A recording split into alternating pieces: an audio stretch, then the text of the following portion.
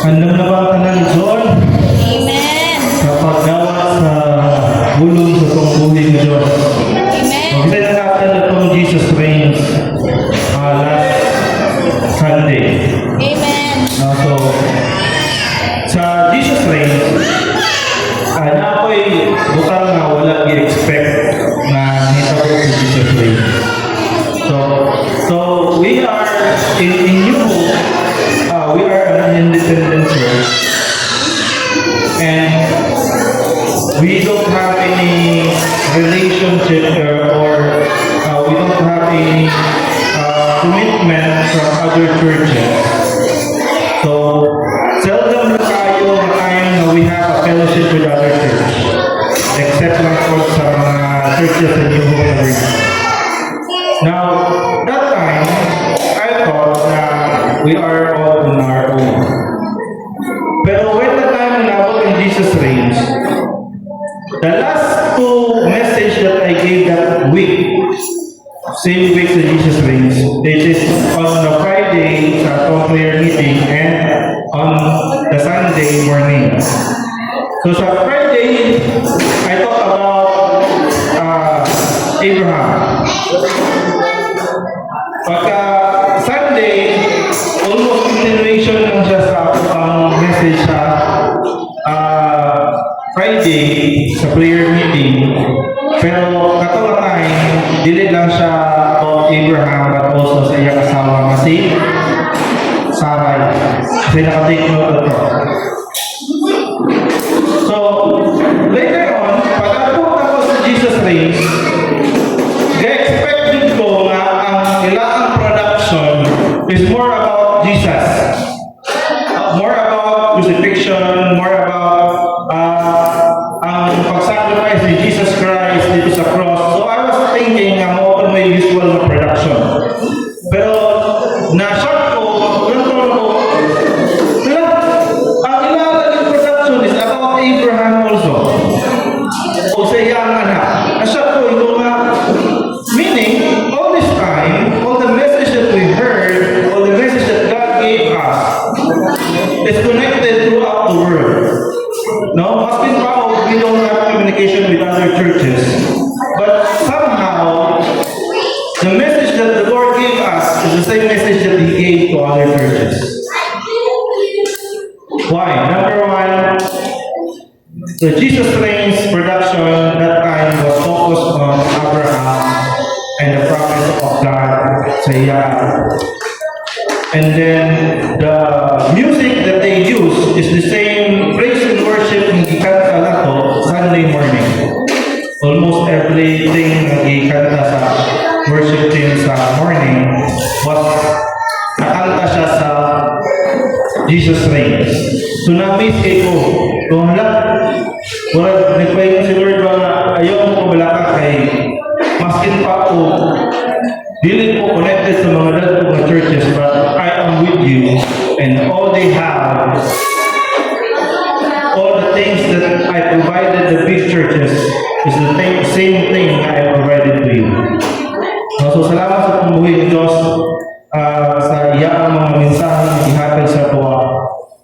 And before everything else, before we start our message this morning, I would like to ask everyone to bow down their heads and let us pray. Heavenly Father, Lord, we thank you, God, for the message, Lord, and habits of our this morning. God, Lord, help us, God, to understand your message, God, through the wisdom of the Holy Spirit, Lord. We ask the Holy Spirit to provide us, Lord, kaning panabot Diyos nga diin Ginoo, dili tawhanon na panabot, God, diin Ginoo masabtan mo ni God.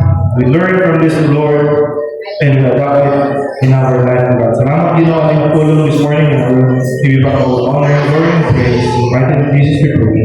Amen. So this morning, my topic to you is about blessing and transformation.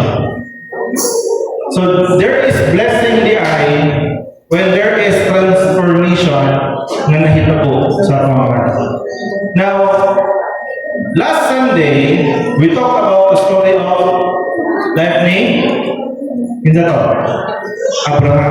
Natakot na mga ito, sabot na mga sa life.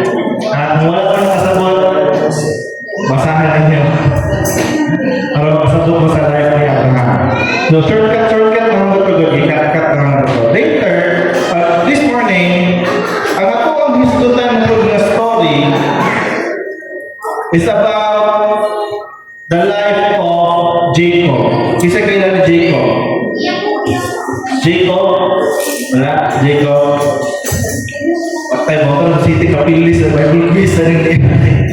Wala kailan ni Jacob? Dili na taga-Dallas. Jacob at nangasawa ni Miss Rachel. Sa kailan ni Miss Rachel? Ha? Hello! Dili ito ako si Rachel. Ang nangasawa ni Rachel, nagilimbungan sa iyang uncle na si Laban, na iyang ipadulog ang kinamagulangan niya siya nga dili pwede na sa mga kuwan, ang angkan. Ang mga kinahanglan, magulang mo ng minyo. So si Leah yung paminyo. So nakatrabaho tayo si Jacob. That is Jacob na ang ikasagot.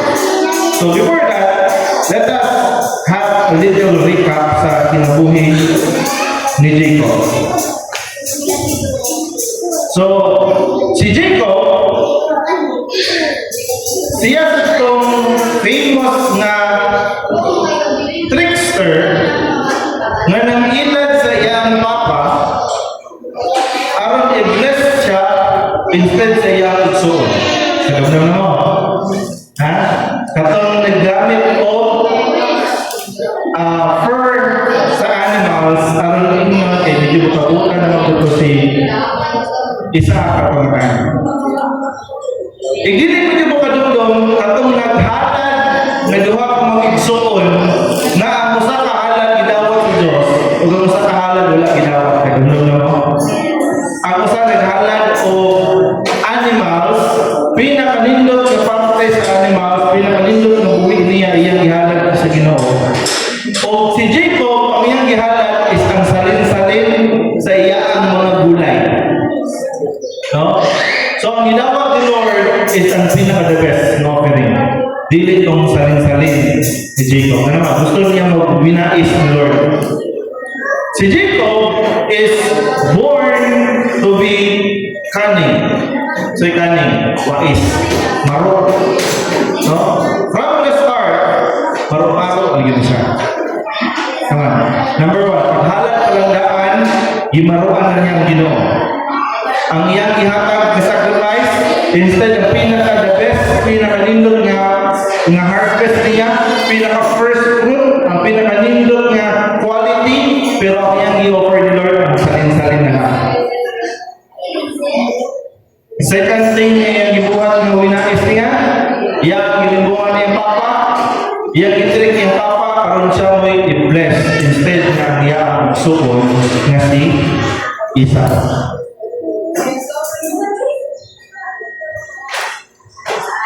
So, to make the story short, after niya after i-bless ni Isaac si Jacob, no, without knowing na dili dito si Esau, si Jacob ni-exit. Hinghawa siya sa ilaang balay. Ano man, mapakyan siya ni Isaac. Supposed to be ang blessing to ni Esau, gikan sa iyang father na si Isaac. Pero gikuha siya ni Jacob. So si Jacob naka-dagan bahan. So asa man ipunta si Jacob after? Adto siya sa iyang uncle. Isa ba yung nasayog na uncle niya si Laban? Laban. Ang papa ni Leah o ni Rachel. Uncle to niya. Si Laban is igsoon sa iyang mama. Kasi yun na ginawa, kaway na yung papa, kaway ng mga anak. Dito na dagat sa auntie, uncle. Exit. Tato sa palaban ni Laban. Pero dito ito siya namin yun. Ay sa ilang panahon, di ba ako na puso na, uy, mag-iglaw daw, man. Parinti lang naman, uy.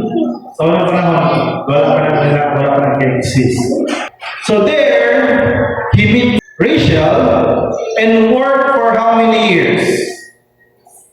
But since what comes around, goes around, what comes around, goes around. Kung sa'yo mo ang ibuhat, mubalik ko lang ngayon mong gibuhat sa imuha. No? So since si Jacob, limbungan ng tao, naka-experience ko siya ng limbungan sa iyang kaugalingong gusto. Ano man?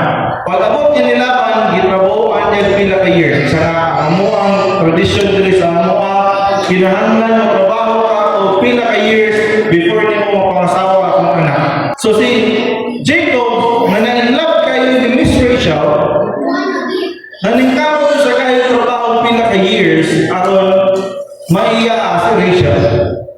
Pero agi kay limbungan sa ang kontra sa limbungan ko.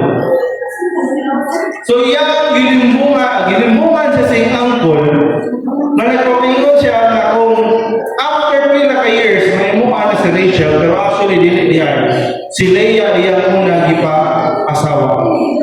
So walay choice si Jacob, kinahanglan niya mabahuan ako og pila ka years aron si Rachel na ihatag sa iyang papa. So after 20 years, si Lord nag-order ni Jacob. Yan na si Lord ni Jacob. Jacob, uli ka. Balik ka sa Kanaan. Tama si Isaac. Kuya, ibsuon na si Isaac.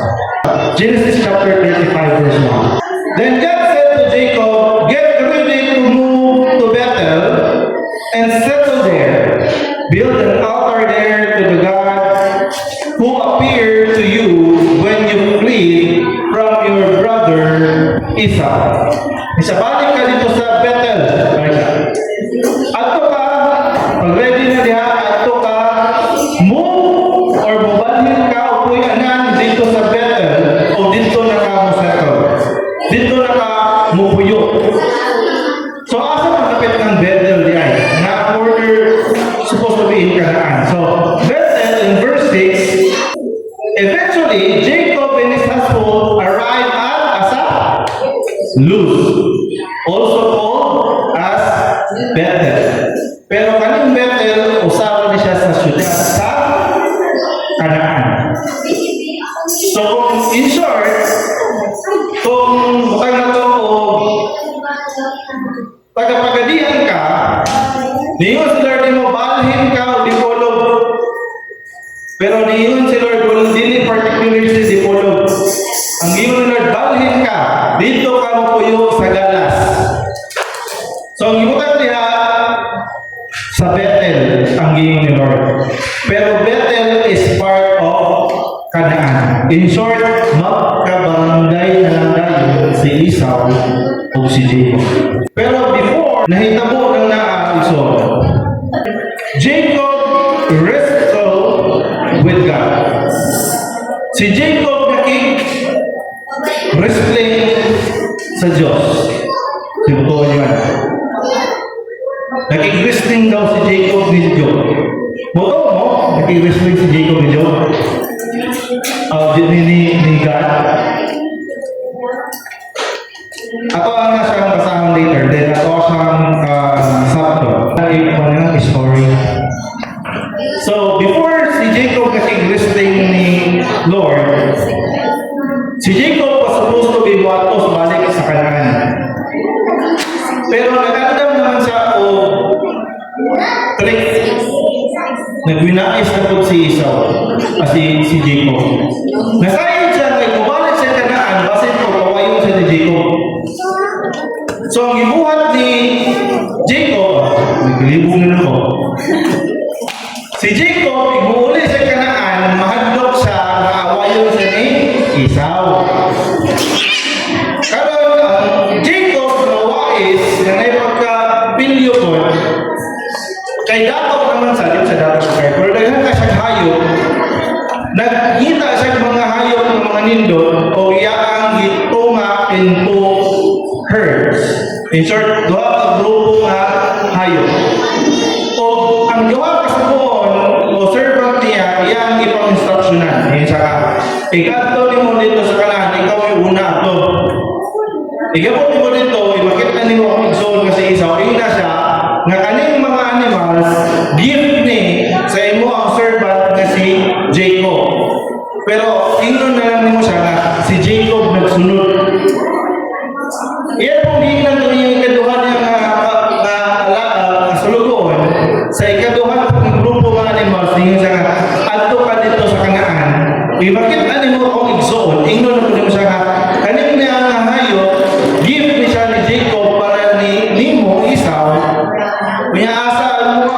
imunta na sa kong asa ko, ina nga nagsunod na siya namo.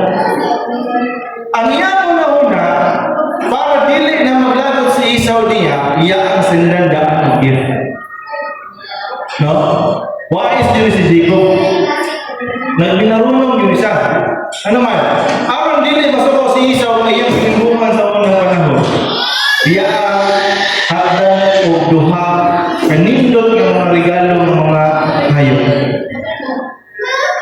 Now, in verse 32, chapter 32, verse 24, the night Jacob got up and took his 2 wives, his 2 servants' wives, and his 11 sons, and crossed Habor River with them. Verse 23.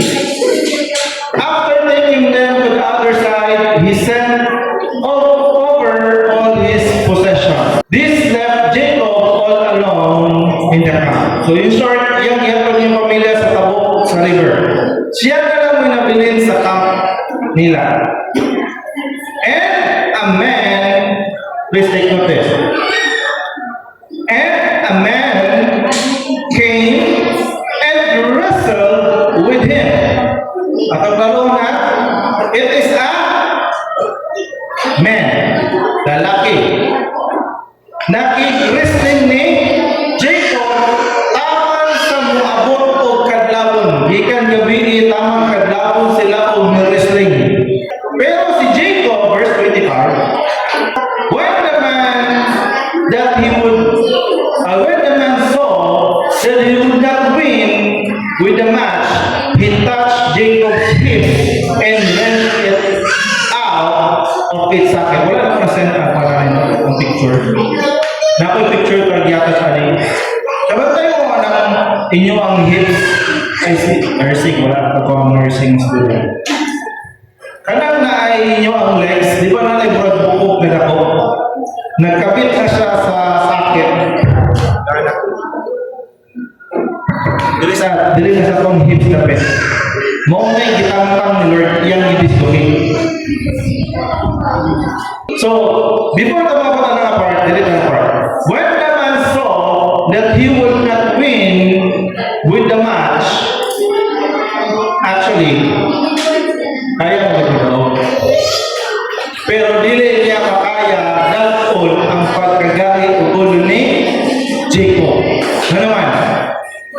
Si Jacob, dili mundang o wrestling sa tao.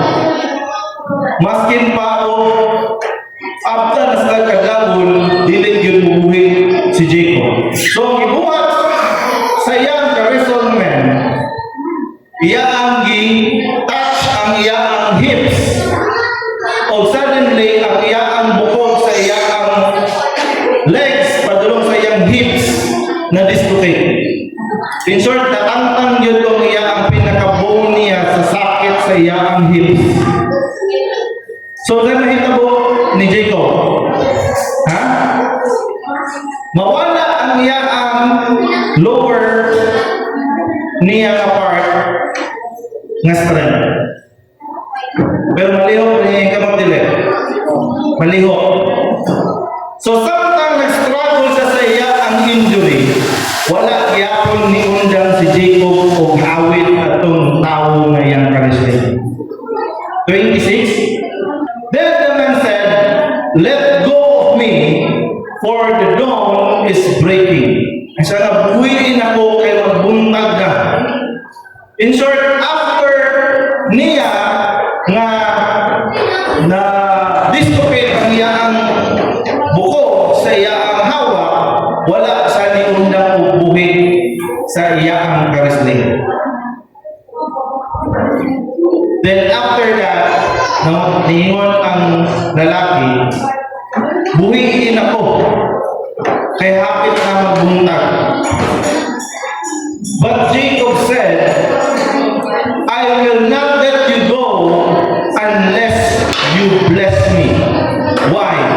Jacob knew na sayon si Jacob na ang iyang karisling dili tao. And it is a divine being nga dili basta-basta na tao lang ang iyang wrestling. So ningon siya, dili ni siya basta-basta wrestling, nahulog siya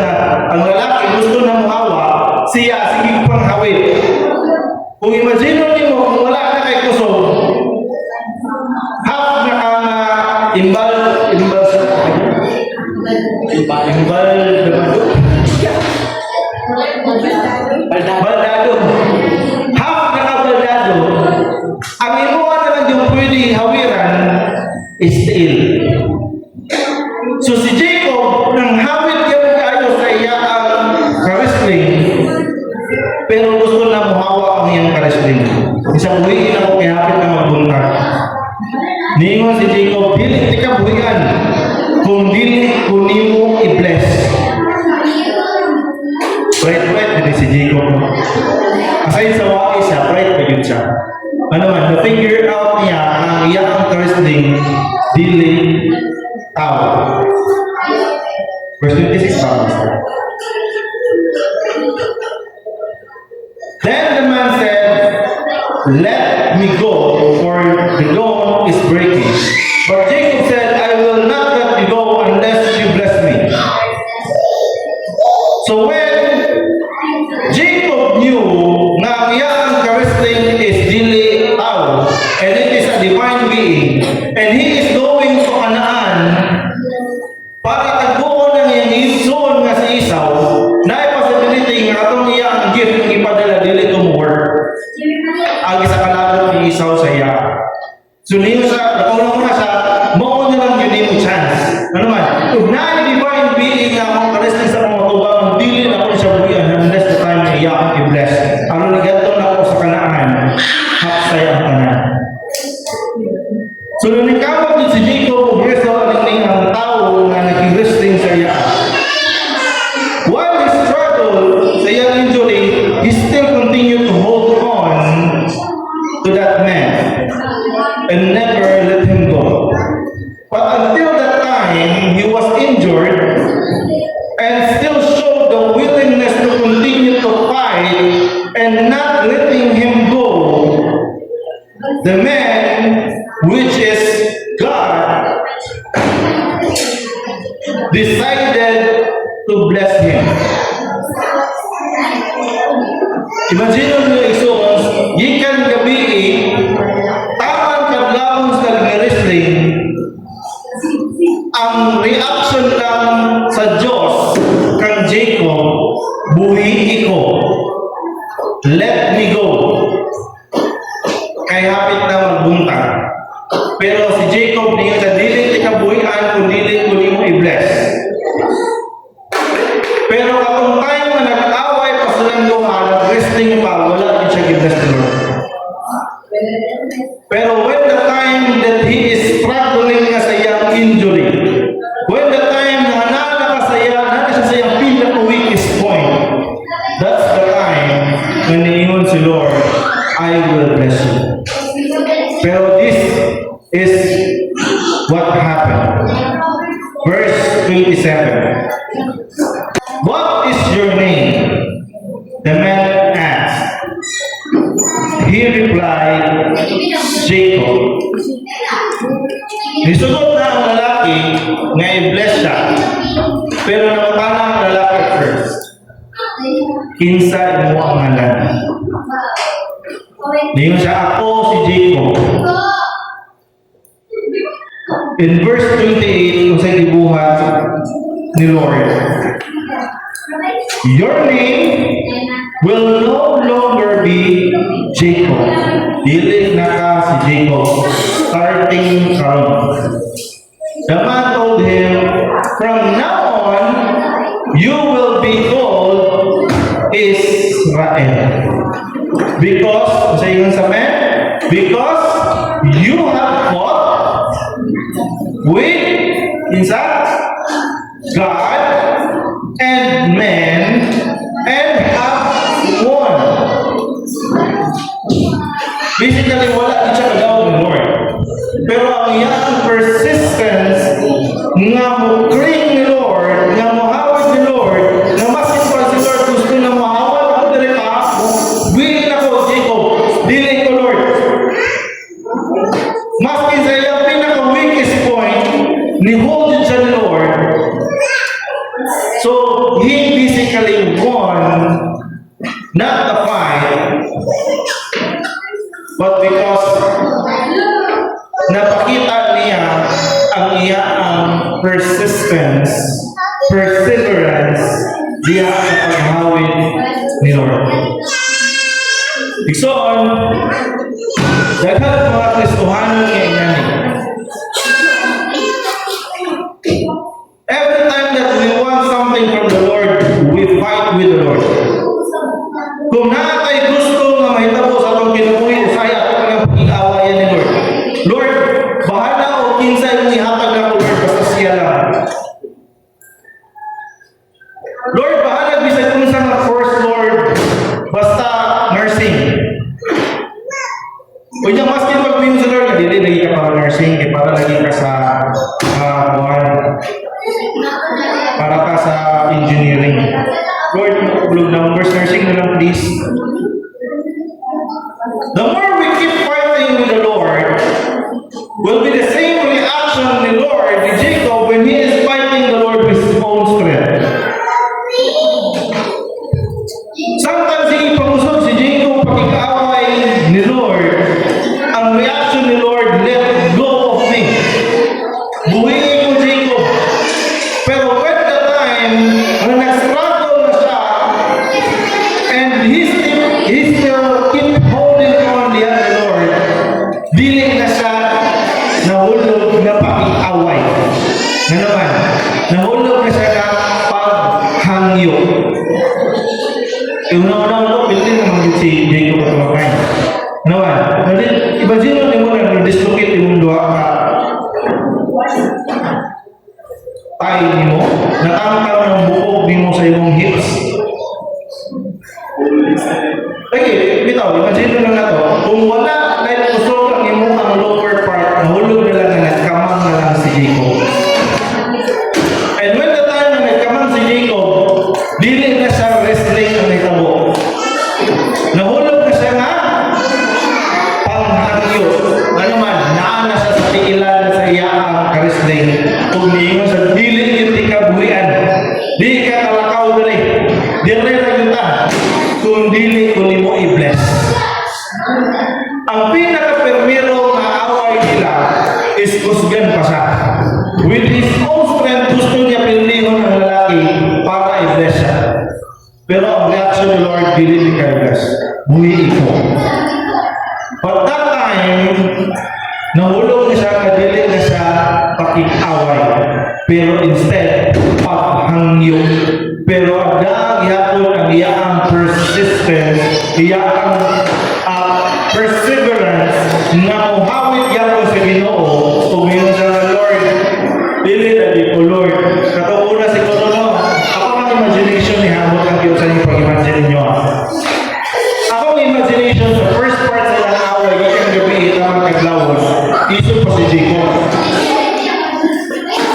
Dili ka kabuyan kung dili ko ng teachers.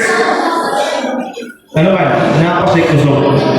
But when the time na na-paralyze na niya ang lower part, o nagkamang na lang siguro siya, o naghawin na lang siya sa iyang ka-wrestling, mayroon na lang siya, dili lagi ko, Lord, lagi ko mabuhi, kung dili ko na-bless.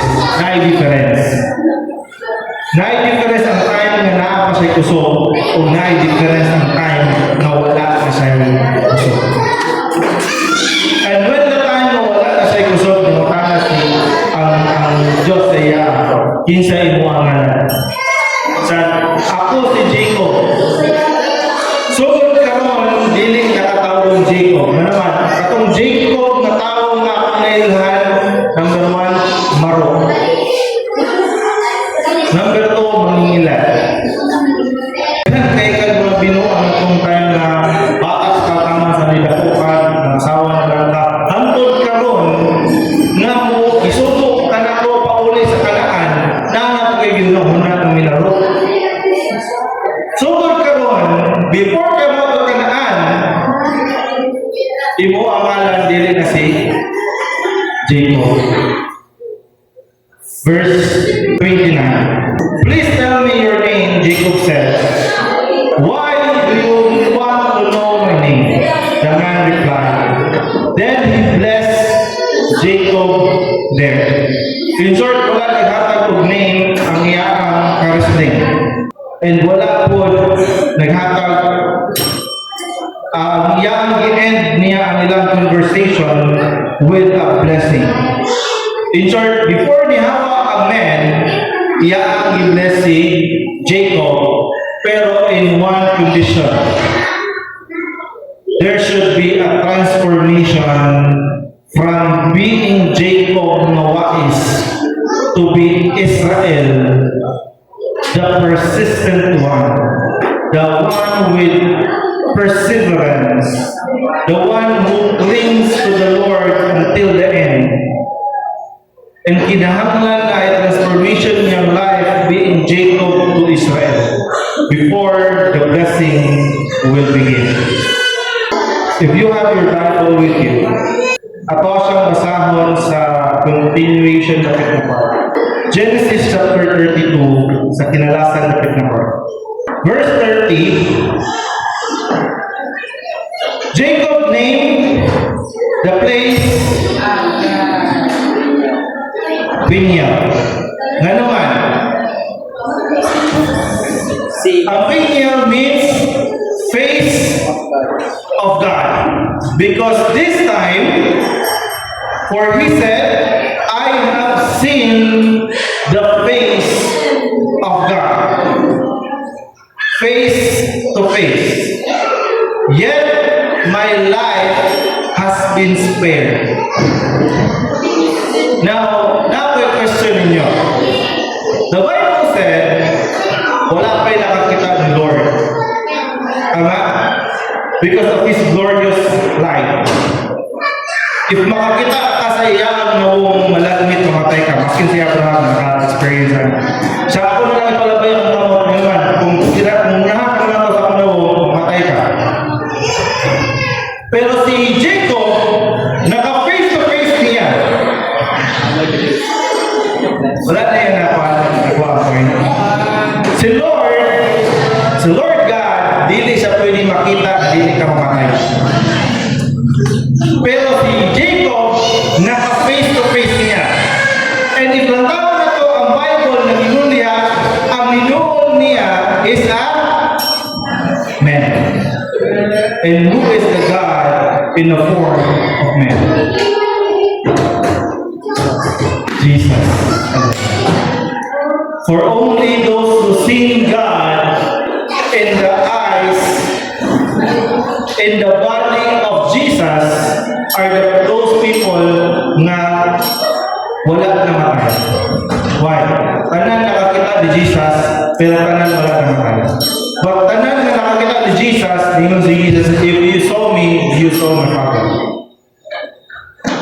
So si Peniel, this is according to my research report.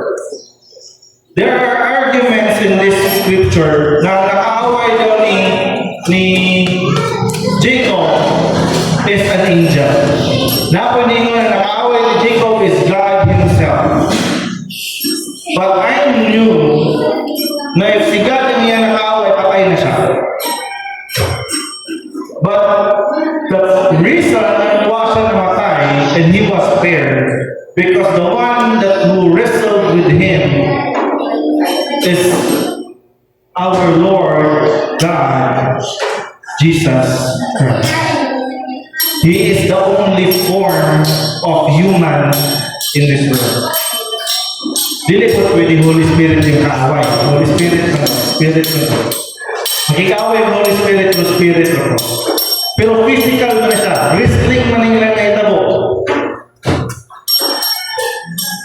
So this time, may bawaan na to na si Jesus nipakita na in the form of human body. Pero ano yung time, it is not yet time ni Jesus. So wala sa may hatag sa iyaan ngalan niya ba he is not born yet. Pero diyan na itong may bawaan na naana siya yung physical body na giandam ni Lord para sa iya. And the only thing mo wrestle ni Jacob, dili pwede si Lord God mamatay si Jacob, it must be Jesus. So, balik na sa itong scripture ito. When he was cheated, when Jacob was cheated by Laban, he persists and instead from the years of labor niya iyang naminyuan sayo, nagpugi iyang si Jacob para maminyuan si Rachel. So ang iyang pagka-persistent niya sa kung saan may gusto niya makuha, makita na nimo. Dito palandahan sa pamilya niya ni Rachel. Nga dili siya musugot kung niya ang gusto dili niya makuha. So kanin niya mo iti gamit Lord, dili ko musugot Lord mo lakaw kanin niya ang lugar nga dili ko nimo i-bless. And that shows when we wanted to get blessing from the Lord, just like Jacob, we should hold on to God. Kinahanglan mo hawid dito ni Lord maskin pa og nabot sa part nga nata sa atong weakest state. Kinahanglan sa Lord ang Dios nga po ang hawiran para mo survive. But there is difference in zone from holding on to the Lord and fighting the Lord. Just like Jacob, ang pinakauna niyang gibuhat, he fight with the Lord. Pero sa Lord, the more Jacob fight, the Lord, buhay ko Jacob, bilhin ako. Muhawa na ko Jacob, bilhin ako. Pero when the time that he is weak, and when the time na niya ang fight, dili ka sa fight, nahulog ka siya na panghangyo ng Lord, Lord, dili lagi ko sugot, o dili ka muhawa, ang muhawa ka dili ko nimo bless. But here is the catching zone.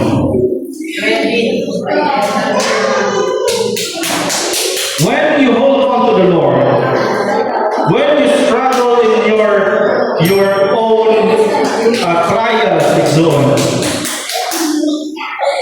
the Lord will ask you something to transform in your life before He releases that blessing.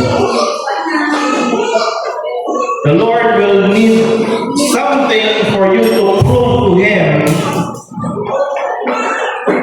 that you are entitled to that blessing. This is what we call conditional blessing.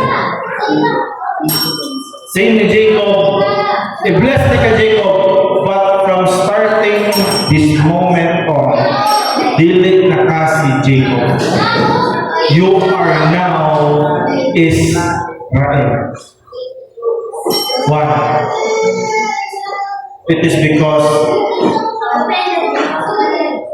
Israel has a very different life sa iyang ginaan ng life.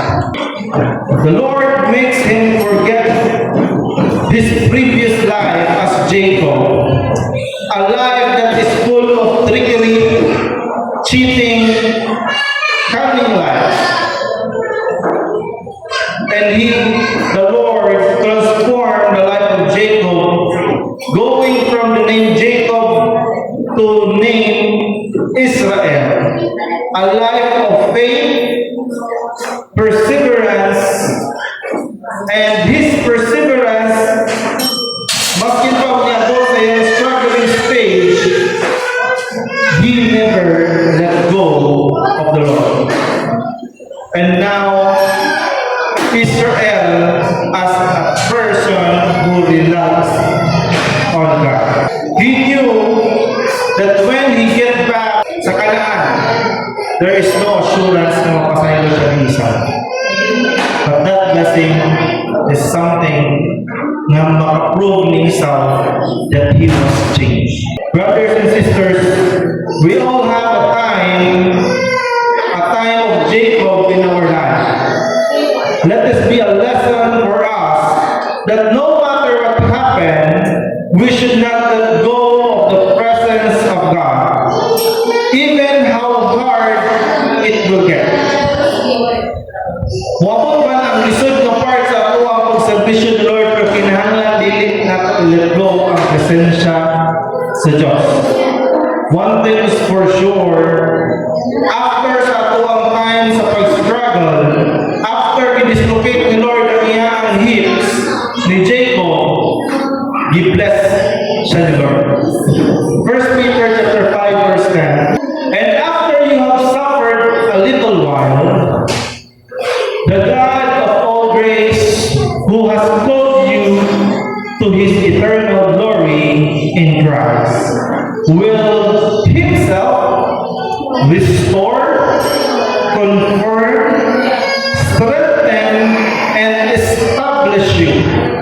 Imagine mo si Jacob, maskin pa grabe ang iyang pagkaparumapo sa unang panahon. After sa iyang wrestle diya sa Diyos, wala siyang nag-remain na baldado. Wala siyang nag-remain na baldado. Instead, you restore the Lord young life. You confirm and strengthen him and giving him a new life in the life of Israel and establish him a new lifestyle. So brothers and sisters, do not lose hope. Do not stop seeking God. Do not stop holding on to His promise. Do not stop holding on to His presence. Just like Moses said, that if you don't personally go with us, Lord, don't make us leave this place. Diyon si Moses, Lord, kung dili ko nimo ubanan sa lugar na imo akong patuon, ayaw na lang pahawaan ng lugar. Ano ining lugar na inaan. Don't fight with God, but don't let go of the Lord. Ayaw pakikaway sa Diyos sa kung sa'y plano niya sa imong kinabuhi. Pero ayaw sa buhi ang Diyos. Mura nagyan ko siya sa mga mag-partners. Mura na sa'y magkuya. Mag-away, pero dili magbula. Pero pag-abot yan ni Lord, ayaw mo pakikaway sa plano ni Lord. Let the Lord do His plan to your life. The more you fight, the more you struggle. Pero when the time na maglisod ka, ayaw sa pagpapuhin ni Lord. Ayaw sa pagkalimutin si Lord. Ano man, when the problem comes into our life, sa problema na ito nakukusan. So Lord, nawala na sa pasig. So kinahanglan, we should hold on diyan ni Lord until the very last time. Get a hold of His presence, but do not fight with God's plan. Let God transform you, and the blessing will go ahead of you. Again, let God transform you, and the blessing ng ang ipangayo ni Lord will not go after you, but will go ahead of you. In short, magpuna ang blessing ng ipangayo ni Lord as long as you transform as what the Lord transformed Jacob to Israel. Akong ganyan ko na sa Panginoon. Let's pray. Heavenly Father, Lord, we thank you, God, for this morning, God. Salamat po, God, sa tulong ng gihapon sa pagkaroon, God. We have learned, God,